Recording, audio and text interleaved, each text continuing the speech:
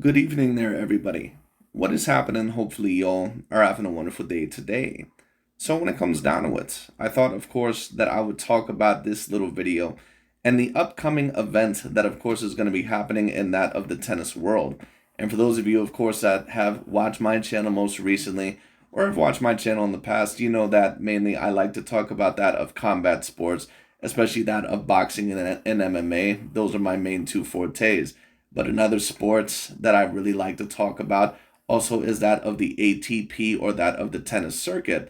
And of course, I like to talk about other sports as well. I'll probably start getting into those a little bit more, like that of NFL football and that of NBA basketball.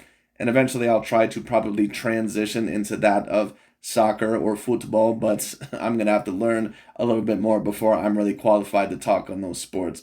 Anyways, the ATP tennis circuit, in my view, it's always been a very particularly interesting sport. And for those of you, of course, that have been watching tennis for pretty much the past 10 plus years, of course, once again, as I've already said, you know that there was a race between that of the big three, between that of Roger Federer, Rafael Nadal, and Mr. Novak Djokovic. Well, that era is pretty much coming to an end. It pretty much is coming to a close. Roger Federer, of course, retired that of last year, I believe, or earlier this year. I can't necessarily remember. Rafael Nadal, it appears that the end is coming for him very, very soon. I think that he'll probably give it one more shot, especially to win another Roland Garros title in that of next year. But I think that after next year, unless Rafael Nadal somehow wins, two Grand Slams or is able to actually get really close, more than likely next year is going to be his last year. He just looks like pretty much a shell of what he formerly was. So we'll see. But of course, Mr. Novak Djokovic, who recently won the most recent Grand Slam title, that of the Roland Garros, winning his third Grand Slam with that of the Roland Garros and becoming the only man in history in that of the Open era to win every single Grand Slam at least 3 times. Still should be the only man, in my view, to have won it twice, every single Grand Slam twice. But once again, that's neither here nor there at the moment. But Novak Djokovic, of course, winning the most recent Grand Slam at the Roland Garros, which usually, of course, is his weakest Grand Slam, either that or the U.S. Open.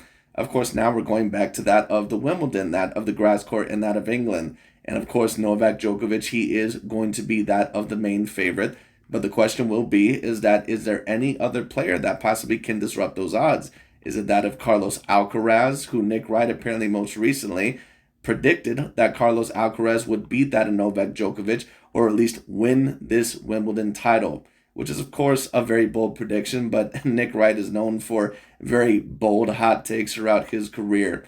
And for those of you that don't know Nick Wright has been a quote-unquote sports analyzer and commentator for, I believe, Fox Sports News for a very decently long time, probably the better part of a decade.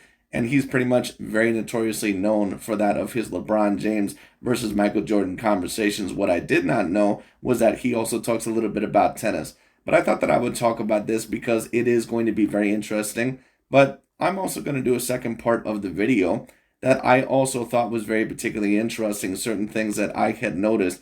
And for those of you, of course, that have seen certain things in the past, especially about my videos and my opinions on the tennis media, it's very obvious that the tennis media, for whatever reason, they don't like Mr. Novak Djokovic. And I've always somewhat assumed it's because Novak Djokovic is not necessarily kind of as bought off as some of those other assets, at least debatably. And one thing you're going to notice about Nick Wright when he talks about certain tennis players or certain players in general or certain athletes, and we're especially going to see this in the second part of the video, he usually tends to talk about that of Nike bought players, whether it's about, Roger Federer, Rafael Nadal, Serena Williams, LeBron James. What do all those athletes have in common? They're all bought off by Nike. And you must understand, a lot of the times, the liberal media really loves to push their quote-unquote GOAT case because the more notoriety those athletes have, the more they can push the agendas of their liberal ideologies worldwide. And a big part of the reason why they don't like Novak Djokovic is because Novak Djokovic, and I'm not saying that maybe he's not, partially bought off by other people when it comes down to it. I'm not saying that he's squeaky clean. But Novak Djokovic hasn't really played the quote-unquote game overall like that of other players, like that of Serena Williams or Roger Federer or Rafael Nadal. And I do believe that that is a big part of the reason. And why overall I think Novak Djokovic has been more demonized by that of the tennis media. But anyways, in this video, once again, we're going to see Nick Wright talk about the debatable champion, or who is going to be the predictable winner of the most recent Wimbledon. And it is more than likely going to be Novak Djokovic, who is going to be the favorite. But of course, there is a couple of other contenders as well that, who knows, maybe could possibly take the spot. So let's see what Mr. Nick Wright had to say. Let's get straight into it. Okay, so now it's time for the return of Nick's Tennis Corner. Okay, so all right, so we have a lot going on here. I'm very curious into how you sound asking me these questions. I don't want Wimbledon is done in England. If there was ever a time, now is the time. Diora, go right ahead. Go ahead. Wimbledon begins this weekend, and we know it's full of traditions. So before we get into the question, I got us strawberries and cream. Oh, you did? Yep. Oh, thank you so Right much. next to me. Oh, Here you how go. delightful. Here you Oh, go. strawberries and cream for everyone. Here you want some. Okay, yeah, I'll take some whipped topping. If I could take I'll the top open it. off. It's okay. Thank you so much. Go ahead and ask the question. Okay, Yeah, back to don't forget the accent as I open up the feel like I strawberries could. and cream. you give notoriously bad tennis gambling advice, but give us some winners for this year's championships. You know, Nick Wright overall, when we just talk about him as a debater, he might be one of the guys that I'm not sure if I've quite agreed with almost any take that he's ever had personally. Whether it be the LeBron James, Michael Jordan conversation, or other tennis conversations, or other conversations, I don't think that Nick Wright is a super great debater in my personal view. Or, you know, he's not the worst debater that I've ever seen, because at least he makes points that somewhat make logical sense, but a lot of the times it's due to other factors, like that of certain basketball players playing in different systems. But it's going to be very interesting once again, because Nick Wright, for those of you that know him, he's most notoriously known for his LeBron James versus Michael Jordan conversation, where he states that LeBron James, in his view, that he's the greatest of all time because he beats Michael Jordan in assists and rebounds, and he's stronger and all this other stuff. But watch who he thinks in this next part of the video, where I'm going to do the second part of it. It's not going to be probably for about another 5 to 10 minutes. But watch who he believes is allegedly the greatest of all time in terms of tennis. We're going to go right to that once again in the second part of the video, right after this. At Wimbledon. All right, That listen. was so painful. You're right that I did So give painful. bad gambling advice on the French Open.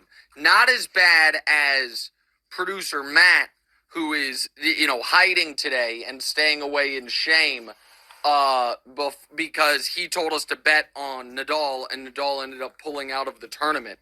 But I went with Alcaraz. I said I thought Alcaraz was going to beat Djokovic, and then Djokovic whooped him, and Djokovic won the tournament.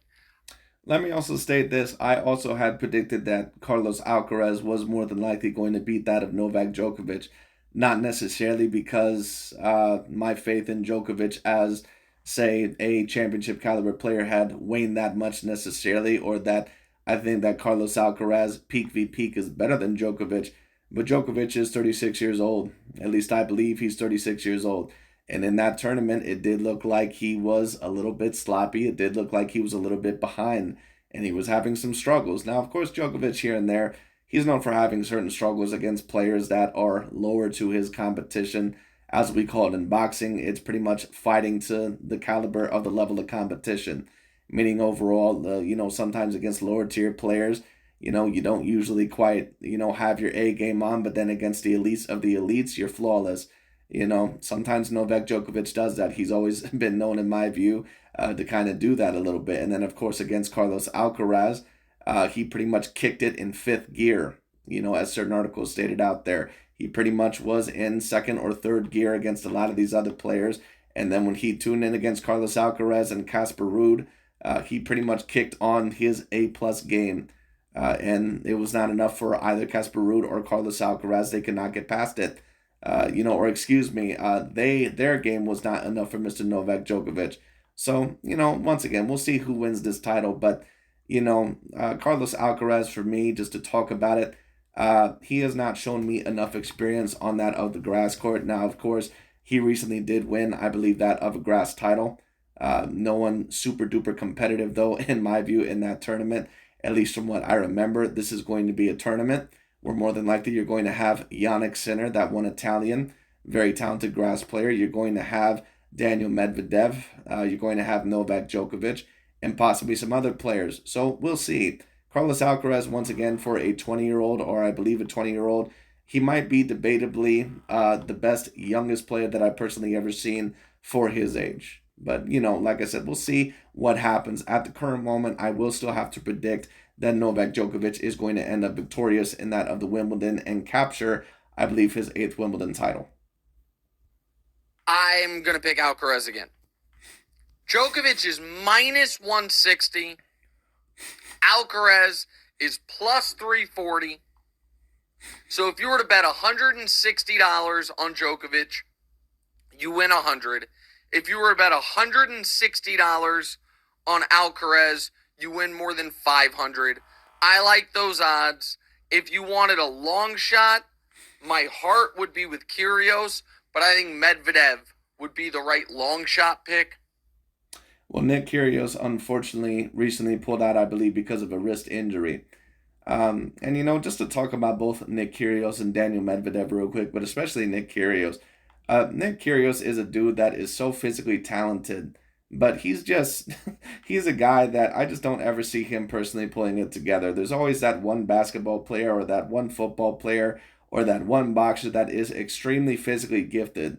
There's been many people that have claimed that Nick Kyrgios is debatably the most talented tennis player just in terms of his physical ability within the past 10 plus years.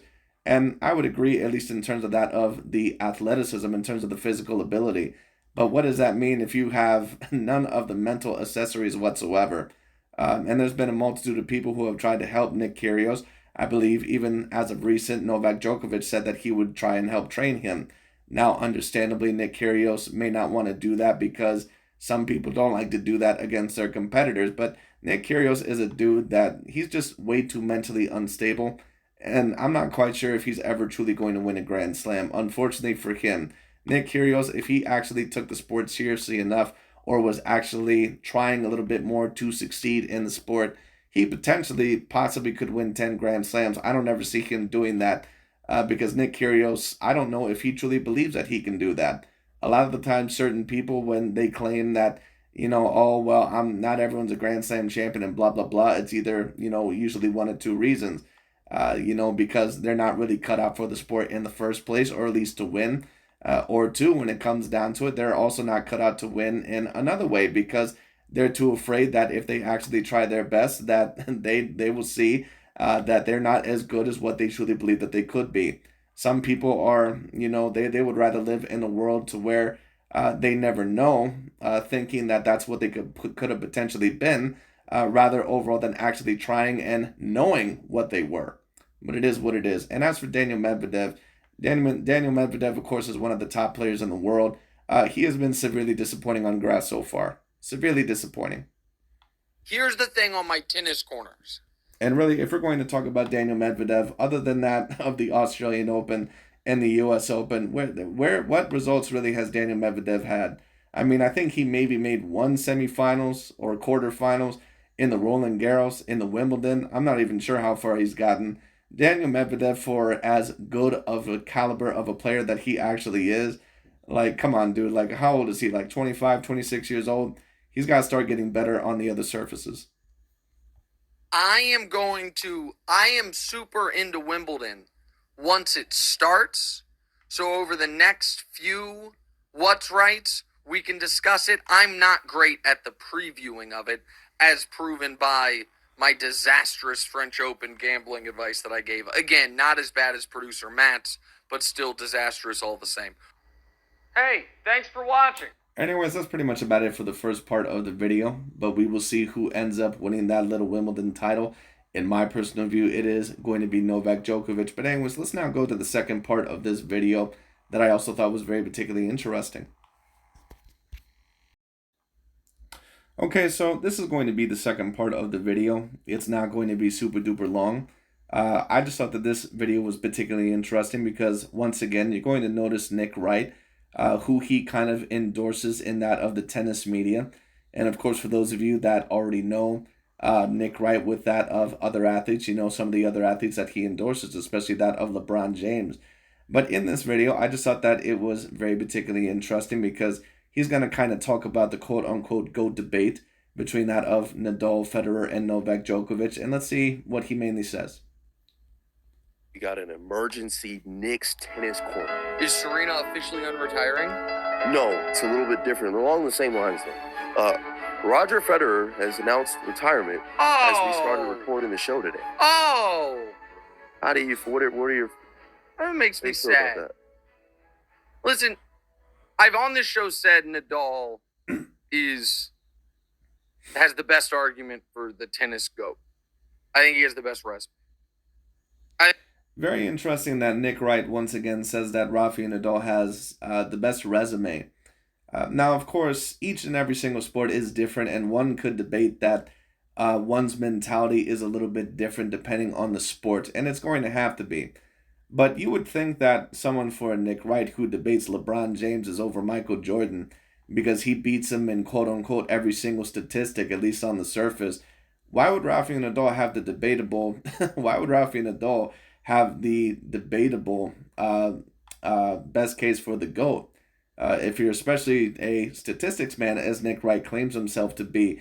Because if there's a player that could actually be debatably the greatest of all time, if we're talking about Nadal, he literally has no leading statistic that I personally know of, other than that of probably the highest winning percentage in a certain Grand Slam, and that of the Roland Garros, and I believe overall the most amount of Grand Slams in a particular tournament.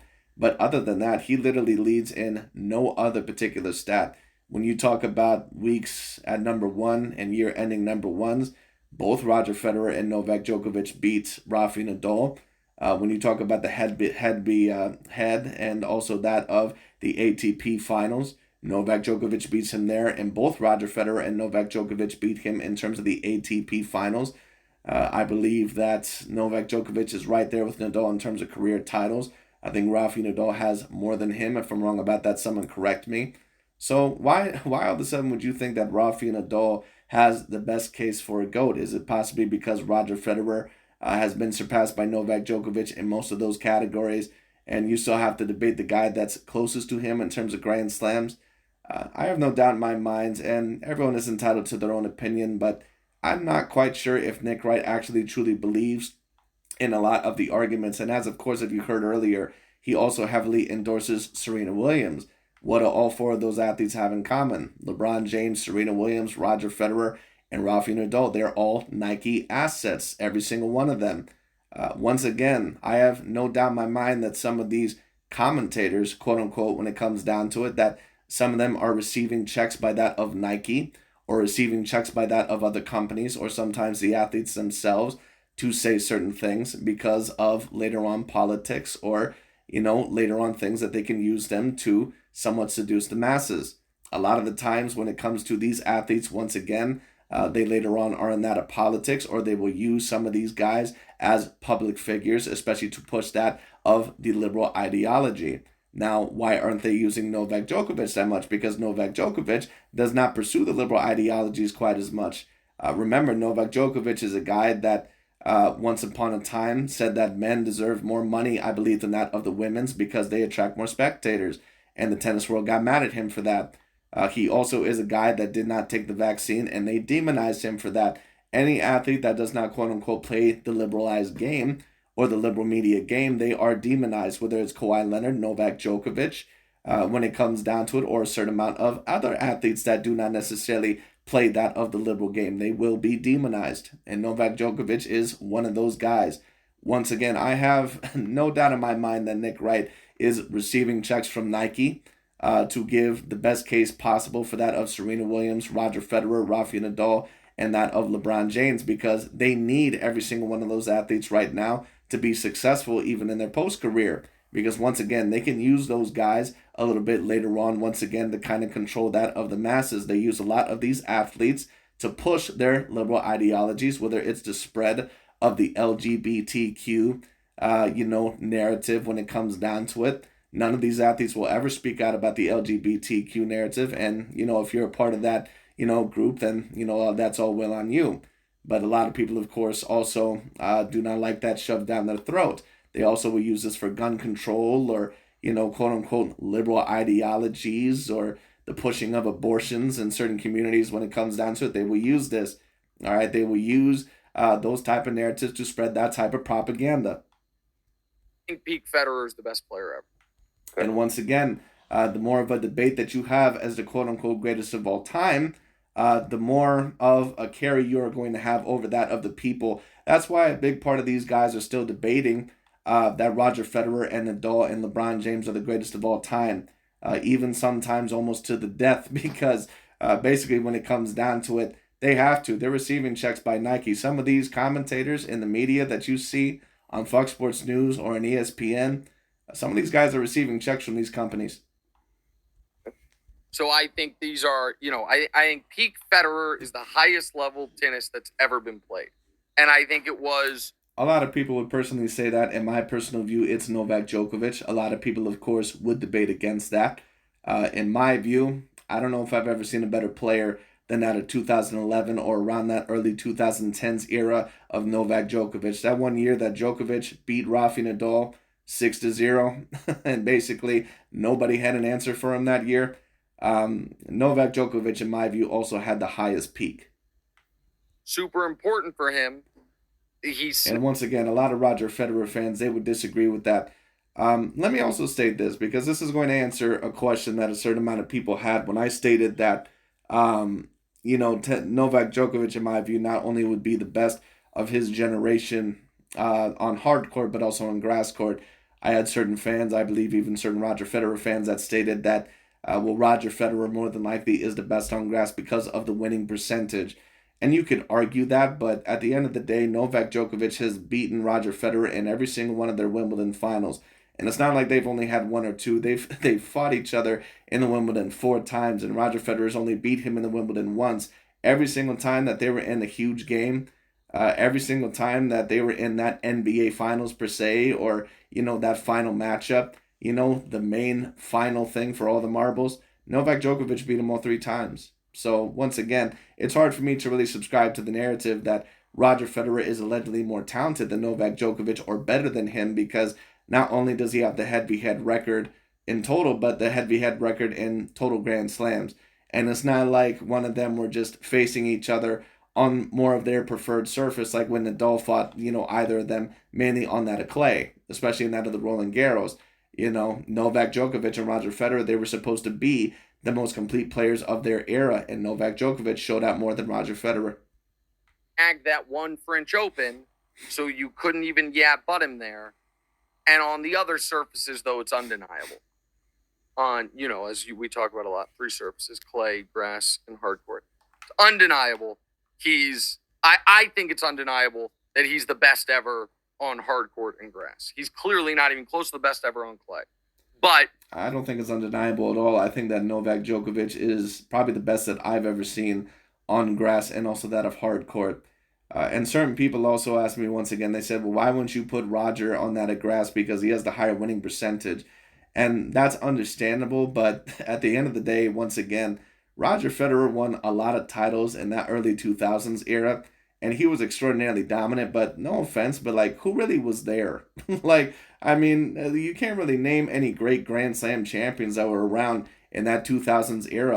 Other than Roger Federer and Rafael Nadal, who the hell else was really there? Once again, that's why I call Roger Federer the Shaquille O'Neal of tennis, because he had debatably the highest peak level of dominance when you talk about, the most consecutive weeks, and even I believe that was surpassed by that of Novak Djokovic. But at the end of the day, it's who the hell can you really name? Most of those guys aren't even talked about anymore. Most of those guys are completely forgotten. During that of the 2010s, you had a lot of guys, a lot of very great talent that were competing for that of Grand Slams. Not just Novak Djokovic and Rafael Nadal, but Stan Wawrinka, that of Andy Murray. Other guys I believe that of Martin Cilic, or whatever his name is, the Croatian. When it came down to who ended up winning a Wimbledon title. Martin Del Potro, who of course won his first one and only one, I believe, back in 2009, but he would start to gain a little bit of betterness between that of the late 2000s, and I think, in the 2010s he started getting injured a little bit. But, a big part of his prime, I believe, also was that of the 2010s. If I'm wrong about that, someone correct me. But anyways, like, no offense against Roger, but like a lot of these dudes in the 2000s, I mean, the only guy that I can really remember other than Djokovic or Rafa Nadal that competed for a Grand Slam that was decent, and he still was only a one Grand Slam winner, was Andy Rod or either Andy Roddick or Anthony Roddick. I think it's Andy Roddick. Overall package, everything, I think he played tennis at the highest level anyone's ever played it. It's not surprising that he retired. I mean, he hasn't been competing for majors in almost 5 years now. I think his last major was early 2018. So we're talking almost 5 years. Well, the last time he was competitive in a major, Mr. Nick Wright, was that of 2019 when he competed against that of Novak Djokovic. But Novak Djokovic once again proved for the third time in a row in a Wimbledon final that he was too intelligent, too complete, and too much overall for that of Roger Federer. It is unbelievable that, over the last 20 years, we have lived in an era in no particular order of LeBron, Tiger, Brady, Federer, Serena, Nadal, Biles, Phelps, so many people, and I'm leaving some, Bolt, that are in the argument for the greatest in the history of their sport. And if anyone notice how he didn't mention Novak Djokovic? In the comments, Nick, you forgot about Mike Trout. Zip it. Trout's an awesome player. He is not in the Floyd Mayweather. There you go. Trout's not in the room for the greatest baseball player ever. He's an all-timer. He's not in the room. By the way, you don't talk baseball on the show. The fact that Pujols might actually get to 700, and the fact that as we're recording this right now, Aaron Judge, not only is he going to get to 62, he's 20 home runs clear of second place, something that hasn't happened since Babe Ruth. It's unbelievable. But to the Federer thing, I wish you could have watched peak Federer. I know you don't care. I wish you could have watched peak Federer. Federer in the early 2010s was, really, the 20-aughts to the 2010s was just an inevitability. And I think Nadal and maybe Djokovic have passed him resume-wise. I don't think any of them have gotten quite to the level he was at his apex. Hey! Anyways, that's pretty much about it. And just to talk about that last statement, I do believe that at least Djokovic did surpass him in peak level and in terms of all-around talent and skill. Just in my personal view. But, Roger Federer, of course, was great in his own right. But I thought that I would talk about that. At least Nick Wright did mention Floyd Mayweather Jr. for one of the greatest of his time. Because Floyd, of course, he was another guy that did not play by that of the liberal game and another guy that they tried to demonize. Just thought that I would talk about that. But anyways, that's pretty much about it for today. Just thought that I would talk about that. Very particularly interesting, once again, how some of these media members, whether it be the tennis media or the basketball media, depending on who they like to push, whether it be LeBron James or that of Rafa Nadal, Roger Federer, Serena Williams is a very big asset for that of the tennis media. She probably has been the most protected tennis asset within that of the past 10 to 20 years. And now, of course, Carlos Alcaraz, they're pretty much grooming him up as well. Naomi Osaka, even though, of course, she has kind of went out a little bit because of alleged mental issues, allegedly, but we'll see about that. But anyways, that's pretty much about it for today. Thank you all so much for watching. I'll talk to y'all later.